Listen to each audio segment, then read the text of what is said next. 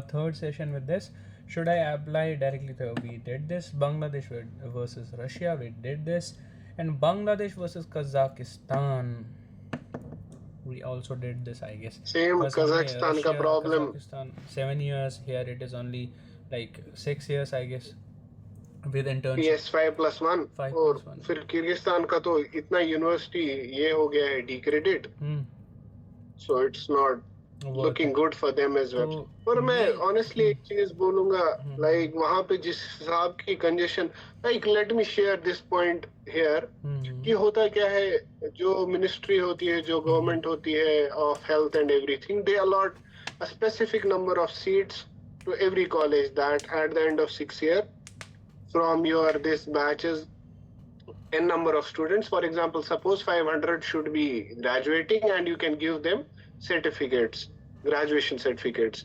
फिर होता क्या है, like people who are very greedy and stuff, they bring, if the university has only a capacity of 500, they fund money by themselves also, by extorting money from the children also, students also. हर एक जगह से पैसा खींचा, university वालों को पैसे दिए, लेकिन मिनिस्ट्री वालों को तो you can't bribe the ministry ना. उन यूनिवर्सिटी के साथ कॉन्टैक्ट्स पे आपने कर लिया ये सब, फिर क्या किया, 1000 या 2000 बच्चे लेके आ गए, फिर डिग्री मिलनी 500 को. ये then what happens is there is voluntary, मतलब आपको बोलते हैं कि आप वॉलंटरली यूनिवर्सिटी छोड़ दो या एक्सपेल करते हैं माइनर इश्यूज पे, डिलिबरेटली सब्जेक्ट्स में फेल करते. और एक इतना भयानक इंसिडेंट है, like if I share that with you, I don't think so like it would be good for, like I will share it although. So what happens is there is a university somewhere, okay, so the main person, he loses money somehow, all of that year's money, admission money, and what does he do is he plans something कि अब क्या करूं, उनका पैसा कैसे भरूं.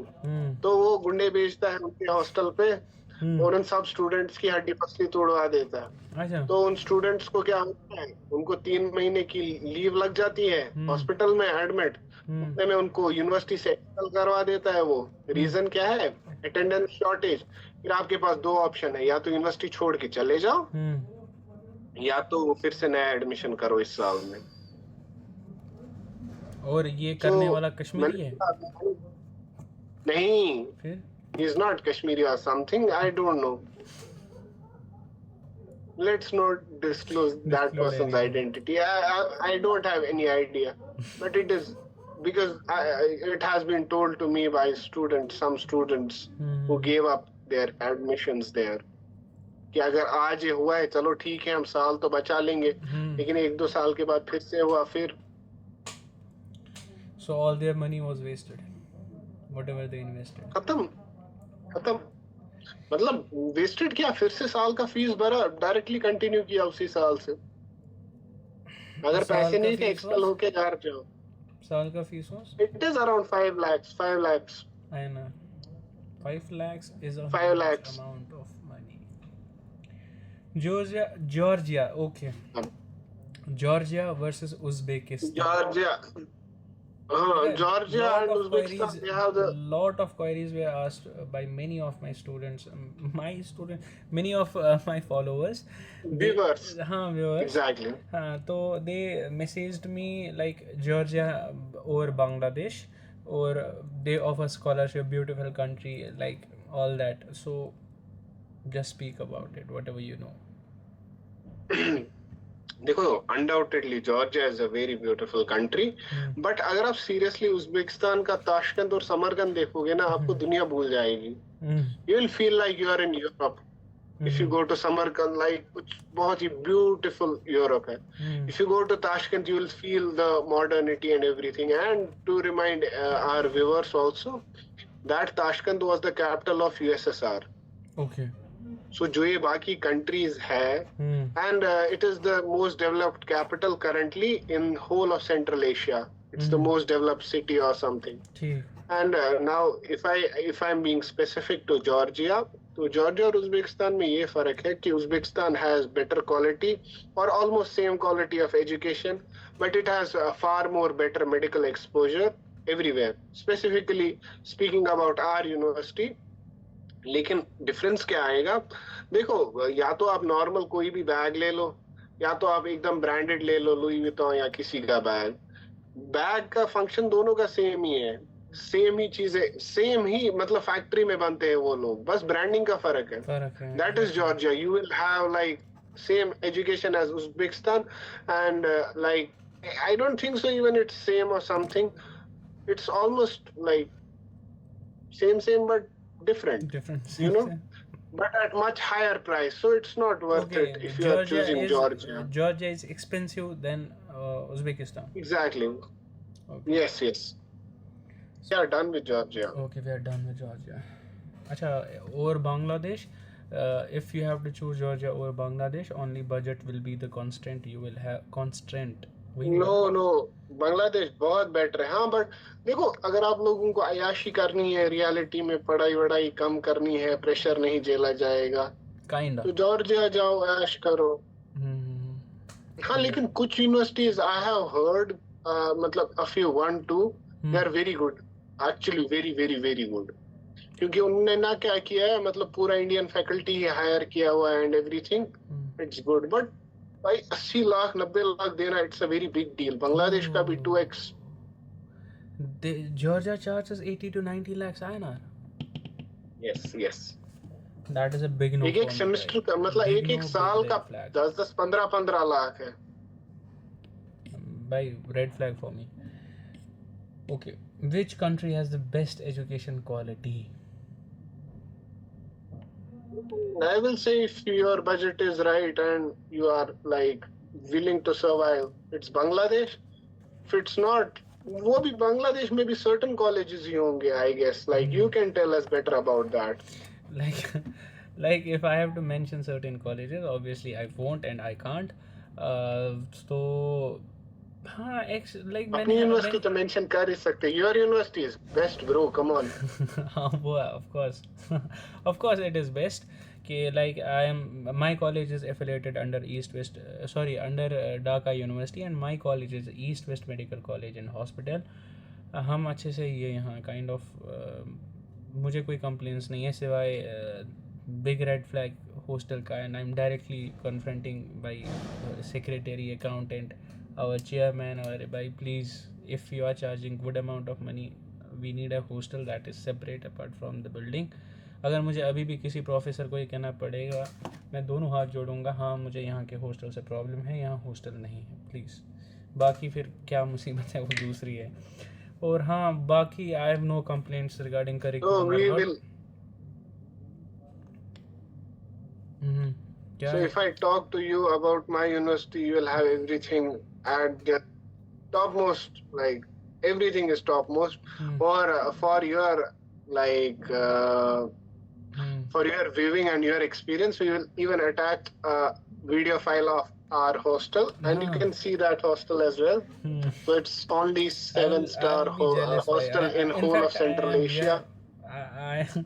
I will be jealous, and I am, because you have already shared those images and those videos, and I have already seen that in snaps.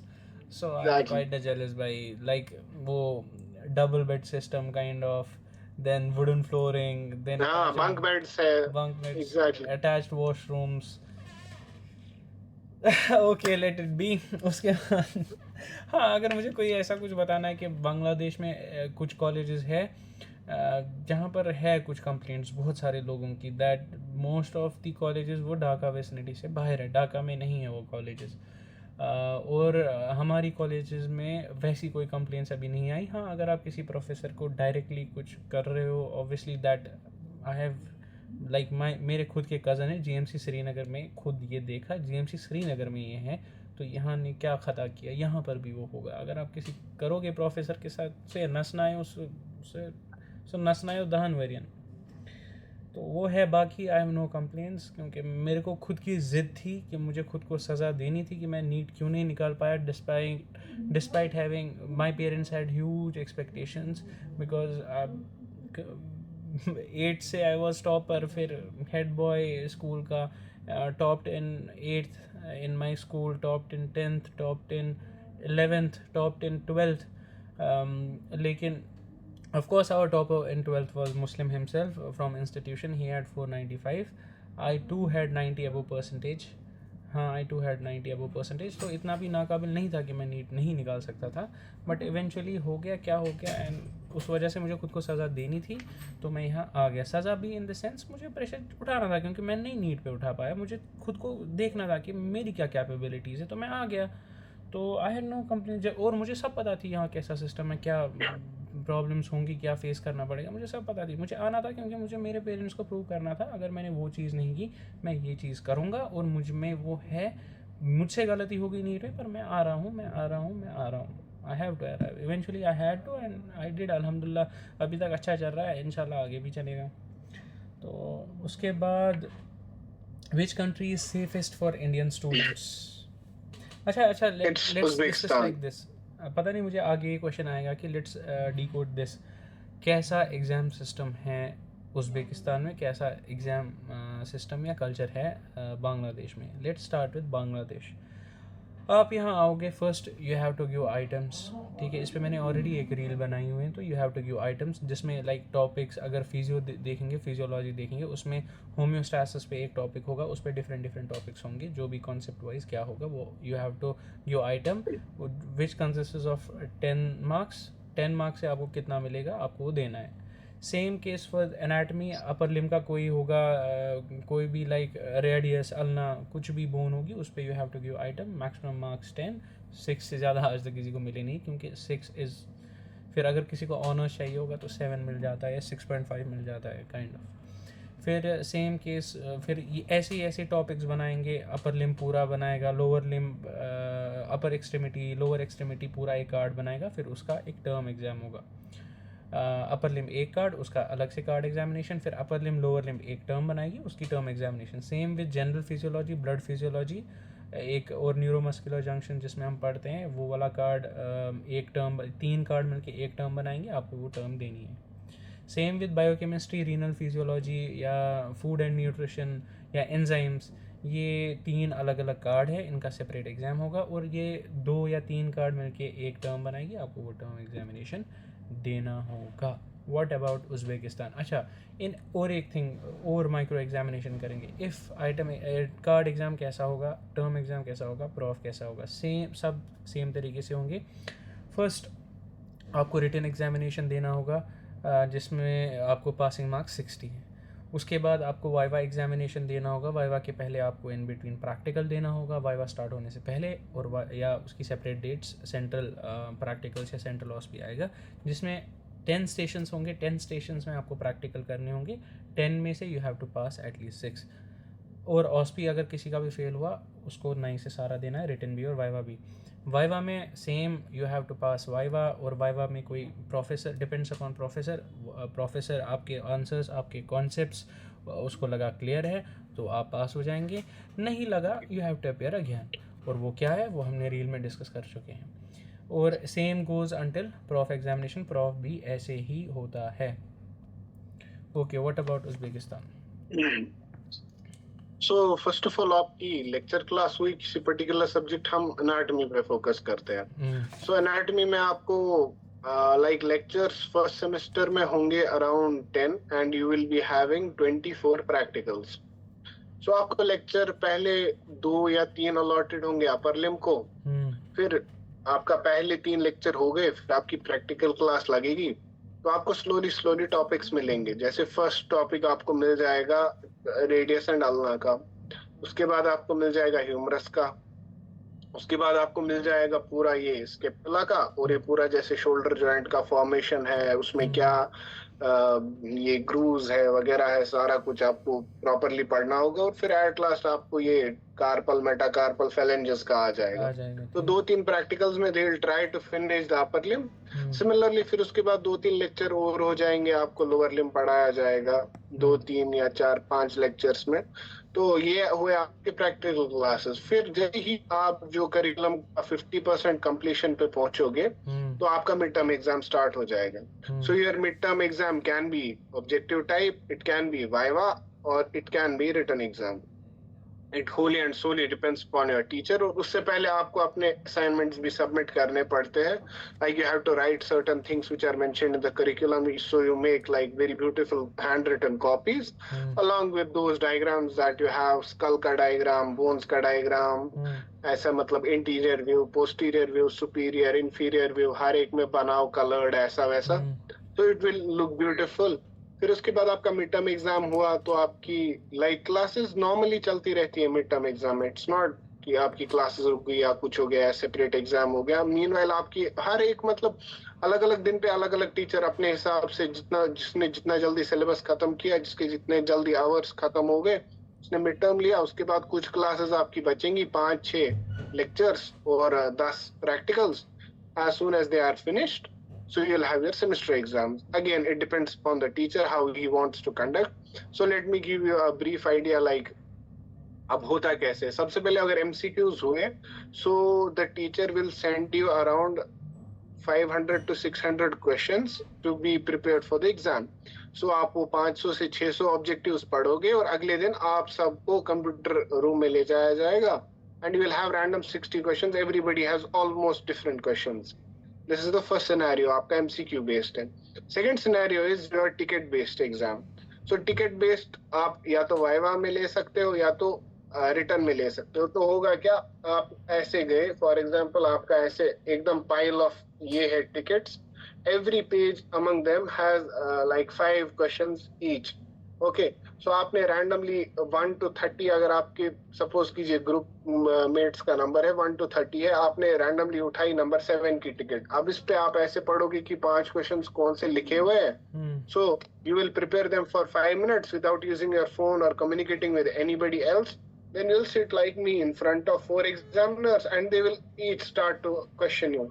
फिर वो 5 question तो पूछते ही पूछते, फिर वो एकदम मतलब इससे बाहर भी चीजें पूछना शुरू कर देते हैं। सेम जो उनको मजा आता है पूछने में। मतलब अगर आप अकड़ दिखाओगे फिर वो ऐसी एग्जैक्टली। फिर वो कितना फिर इसके बाद कुछ सब्जेक्ट जैसे वो कितना डीप जाएंगे, कैसे जाएंगे, वो फिर उनकी मर्जी है, वो फिर डिपेंड्स अपॉन देम कि वो मर्जी है। और मोर ओवर इट डिपेंड्स कि आपका क्लास में कैसा रेस्पॉन्स रहा है। If you are paying your respect to the teacher, if you are being attentive, he will have eventually a soft corner for you. But अगर आप क्लास में attitude दिखाते हो, एरोगेंस की यार ये हो जाएगा वो हो जाएगा, फिर तो आपकी सेमेस्टर एग्जाम में लगी हुई है एकदम। आपको भगवान, साक्षात भगवान भी नहीं बचा सकते। फिर यही होता है, मतलब अगर हमें कोई प्रोसीजर दिखाना है फिजियोलॉजी में से, so you will be given dummies. Anatomy में क्या होता है, like along with that they will give you dummies, क्योंकि ऐसा कॉप्स वॉप्स नहीं होता है। क्या बोलते हैं कॉप्स को, ये जो डेड बॉडी रहती है, कैडावर नहीं होते हमारे पास। हमारे पास डमी होती है, फिर डमी पे ही आप मसल्स, वो मसल वाली डमीज होते हैं अलग, जिनके ऐसे ऐसे खोल के एकदम आप मसल देख सकते हो, सुपीरियर ये है, डीप है, या सुपरफिशियल है या डीप है। उसके बाद आपके पास अलग अलग कुछ मसल ये डमीज होंगे प्रोसीजर वाले, जैसे आपकी फिजियोलॉजी में आपको करना पड़ेगा। फिर आपको कुछ कुछ इंस्ट्रूमेंट्स भी दे देते हैं वो कि लाइक जी आप ब्लड प्रेशर मेजर करके दे दो, स्पायरोमेट्री जो है वो एक ऐसे वाला, उसमें पफ करते हैं, वो कैसे निकलता है, उससे लंग कैपेसिटी पता चलती है। फिर ऐसे ही कुछ और भी इंस्ट्रूमेंट्स होते हैं। फिर जैसे जैसे आप आगे चलोगे आपको सूचरिंग पैड भी दिया जाएगा, अलग अलग चीजें दी जाती है, डमीज वो ये, जिससे आपकी क्लिनिकल स्किल्स भी टेस्ट होते हैं। फिर जो दूसरे टाइप के टीचर्स होते हैं, that they don't teach you in the colleges but they teach you eight their respective hospitals. They will give you live cases कि हाँ जी बताओ इस पेशेंट का क्या डायग्नोसिस है, इसको पूछो सिम्टम्स। उसके लिए तब तक वो आपको स्टार्ट होगा 3rd ईयर से। Till then you should be very excellent in that language. अगर आपको लैंग्वेज आती है, आप बहुत अच्छे से पेशेंट के साथ भी डील कर पाओगे and you will be good to go. Like same in, इतना तो आ ही जाएगा आपको बेसिक सा, कहाँ पे दर्द है, ऑर्गन का नाम याद रखो, इतना तो आना चाहिए, and you are good to go. Yes, we will continue, just wait a second. Exactly.